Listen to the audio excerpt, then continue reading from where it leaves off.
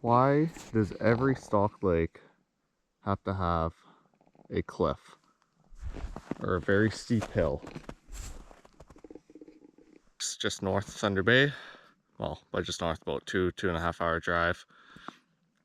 And just gonna hang out, relax, hammock camp, and play around with the video again. And see, the last one turned out pretty good.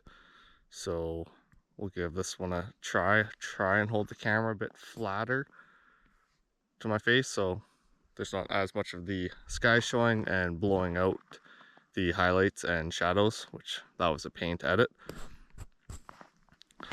So just brought the chisel with me, or the spud bar. There's 4 or 5 inches of good ice at least.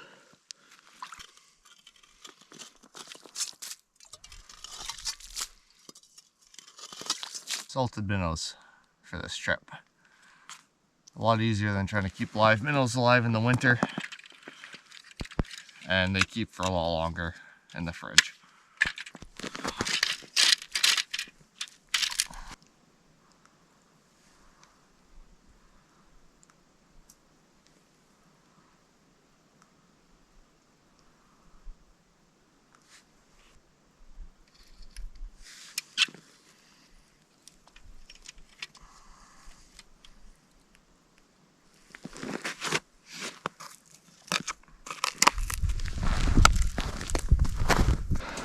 Got one line set up,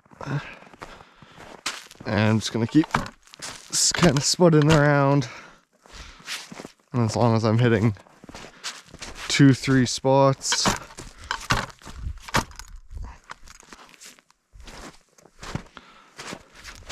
and basically just keep going around.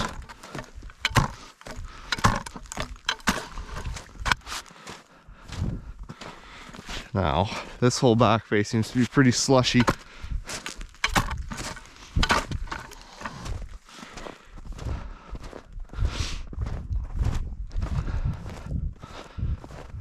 So we'll see.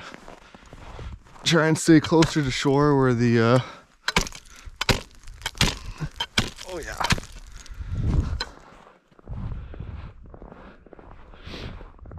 Stay closer to shore where the ice is more solid. Under all the snowpack, it's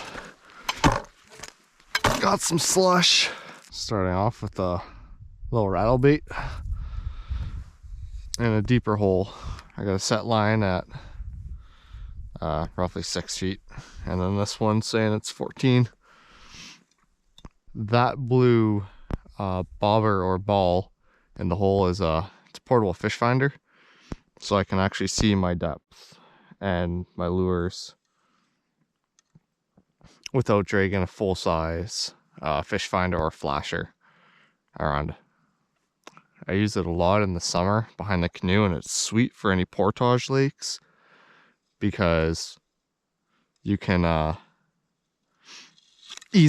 there we go. That was fast.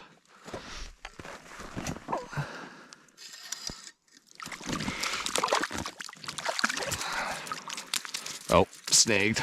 Well, that's the target. But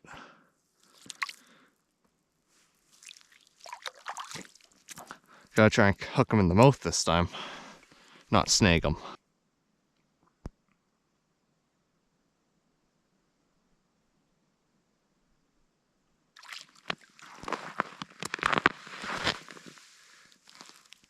That right there is the prize.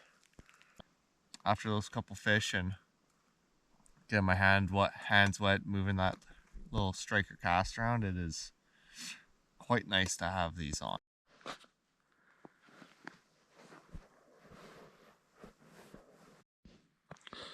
Alright, so I don't know how much of the past few clips I've actually fully recorded through. It's not that cold out, but it's apparently cold enough for my GoPro batteries to start acting up, so kind of had to warm the GoPro up and warm up the batteries. The initial spot I accessed the lake from across the way, I thought I could see what was a trail and maybe a stashed boat, so I thought it would be a better entrance than that goat trail that I came down on. Turns out that trail is just a beaver slide, and that's in that back bay around the point. But then when I saw over there, I saw the transom of an actual boat in this little tiny bay. So now I've set up on the far shore. I've got my two rods set up, and I'm about to start a fire up in here, and I've got 3 rainbows now, excluding the first one that I snagged. Oh, a little bright over there. So yeah, all in all, pretty good. Be nice once when the sun comes up and blankets the full lake.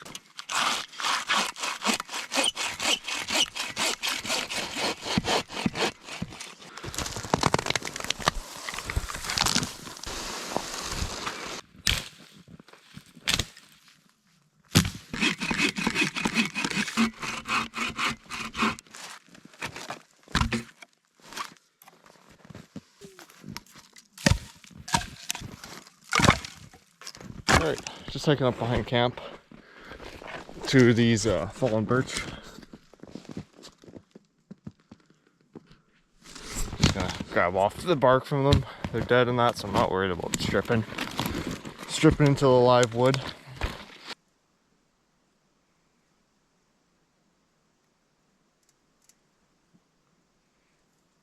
There we go.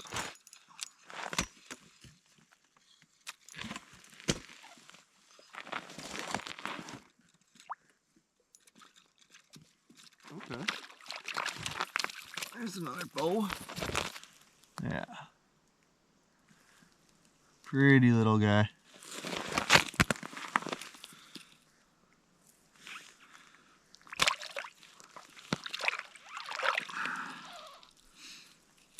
Tomorrow when I'm fishing, maybe I'll keep a few, but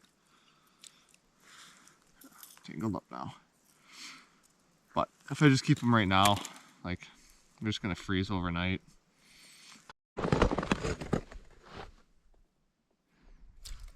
Oh, there we go.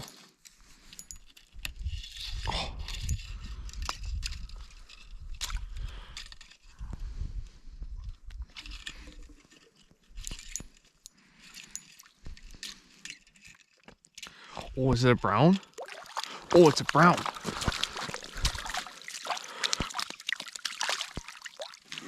Yes. Oh.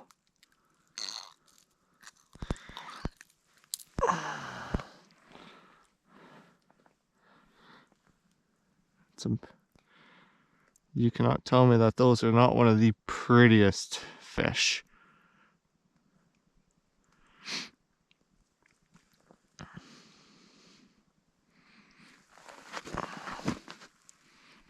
There you go, buddy. A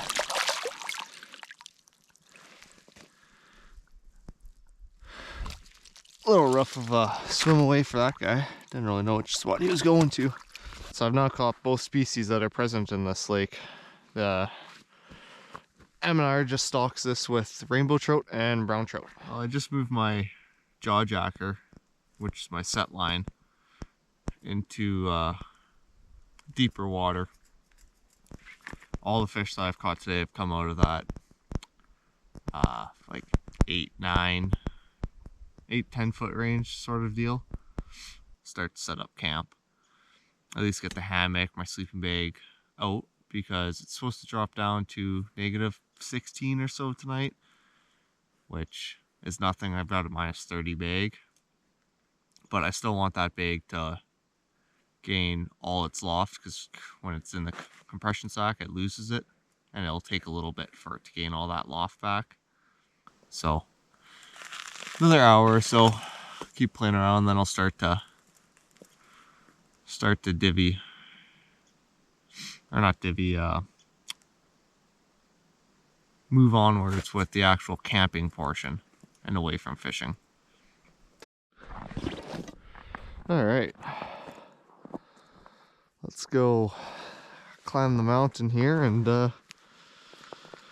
find a spot to set up camp for the night. Make sure my zippers are done up. I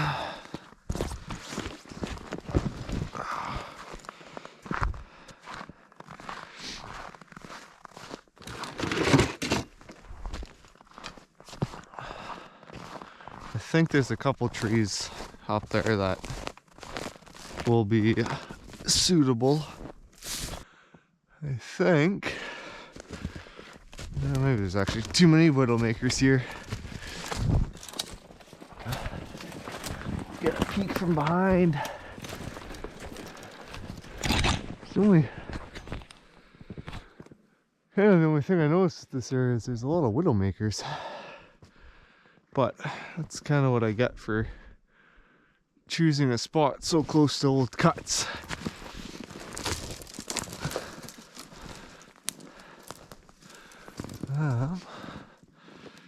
Wow, really got a lot of widowmakers. All right, change of plans. I'm gonna set up just on the slope. I started looking and the amount of stuff that I'll have to cut through up top is kind of ridiculous. So I'm just gonna set up between a couple of these balsams,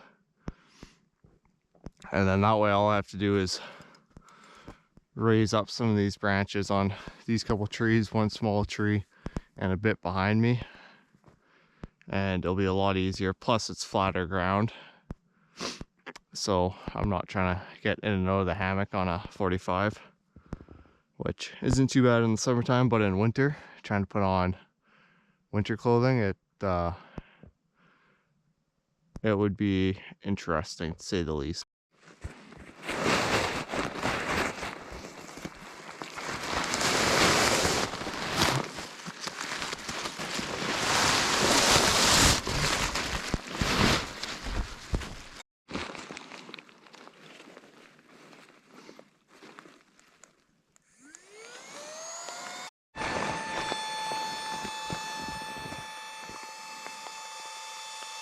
Tarp is up. Oh, sorry, camera. Won't have any of a view, but it's honestly probably a good idea in case that wind switches. That is an old clear cut there, so if I get any kind of big wind through the night, it'll be nice to actually have a bit of a break. It's not going to be night and day difference, but it'll be enough to keep me warm. You don't look like much, but this will warm up quite fast, or puff up quite fast and be quite warm. Big thing for starting fires in the snow is to put a base of sticks or logs or just something that prevents your fire from being directly in the snow when you're starting it. That way it helps airflow come into your fire. Also gives a base for the coals and embers when that starts to build to drop into and feed from below. And you're not melting snow during the initial starting stages of the fire. Your fire's just focusing on burning, not trying to melt and fend off water. Rough up the bark a little bit so that there's smaller stuff for the embers or the sparks to catch. And there we go.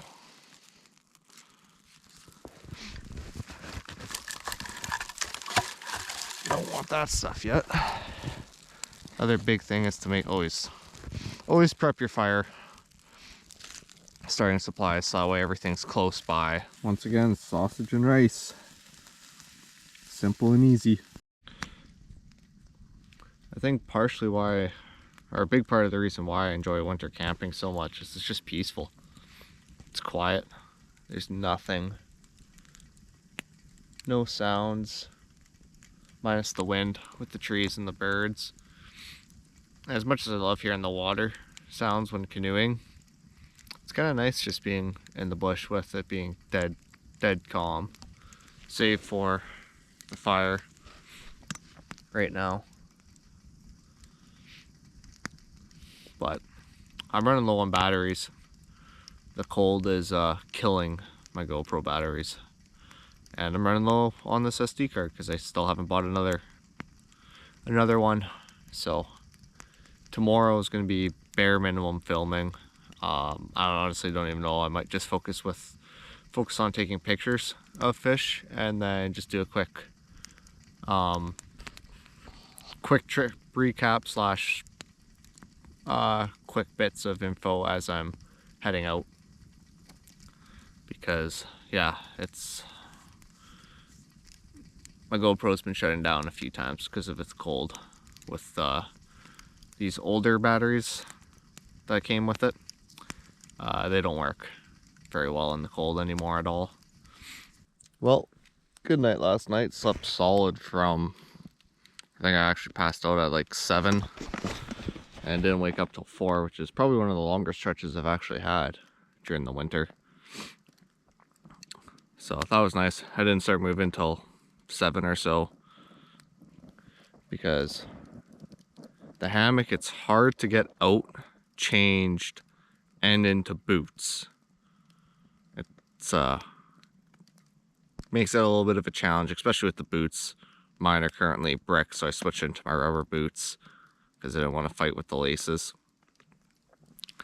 So just been boiling some water out of clean water, so I just gotta boil it heavily so I can get some more drinking water. Been making coffee and then just some sausage and eggs for breakfast, and I'll start fishing here once I finish eating. Stoke the fire up and just keep hanging out for probably another couple hours, and then I'll start making the way out. All right, let's try this again. My GoPro's really acting up. But back on the road, that was short, but kind of a pain in the ass pulling through all the alders and young birch and poplar growth. I don't know. I honestly think next time I come up here camping, I'm just gonna camp at the truck. Be a lot less gear to pull through to the lakes, and there's so many little lakes that I can just fish one for half a day, switch, or fish a new one the next one if I camp at the truck. Otherwise it's just too much time dragging the gear in. So we'll see. I'm just gonna walk up the road further to where my truck's parked because I don't feel like pulling this toboggan. There's a bunch of slush frozen to the bottom, so it's not really pulling easily. So yeah, I'll see you on the next one.